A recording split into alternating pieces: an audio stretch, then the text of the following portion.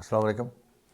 मैंने एक दफ़ा ना देखा कि एक एक आदमी जो है वो मकई के दाने जो है भून रहा है। जो मकई का भुट्टा था वो 10 रुपये का मिल रहा था, लेकिन वही जब वो उसने दाने निकाल के दाने जब उसने बेचे, वो उसने निकाले तो वो 40-50 रुपये के बन रहे थे। इसी तरह भुट्टा जो वैसे सादा मिल रहा था उसकी कीमत 10 रुपये थी, लेकिन उसको नमक लगा के उसके ऊपर उसको गर्म करके बॉयल करके उसने किया तो वो 30 रुपये का दे रहा था।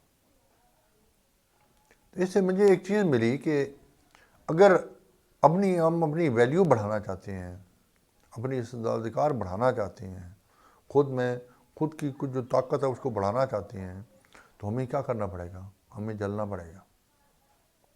अब ज़रूरी नहीं कि हम चूल्हे के ऊपर बैठ जाएं या तवे के ऊपर बैठ जाएं कि ख़ुद को जलाना है।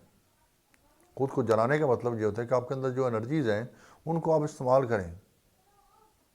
अब भुट्टे के अंदर एनर्जी थी, वो दाने के अंदर एनर्जी थी, दाना फूल की फूला बन गया और उसकी वैल्यू जो बढ़ गई। तो हमारे अंदर में यही होती है कि हमारे अंदर एनर्जीज होती हैं, लेकिन हम उस एनर्जी को इस्तेमाल नहीं कर पा रहे होते या इस्तेमाल नहीं कर रहे होते। उसी एनर्जी को हमने बर्न करना होता है, उसको जगाना होता है, उसे मेहनत करनी पड़ती है, उसके लिए अपना टाइम देना पड़ता है। अब एक पहलवान है, वो अगर वर्जिश नहीं करेगा, अपने मसल्स नहीं बनाएगा, तो वो क्या पहलवानी कर सकेगा?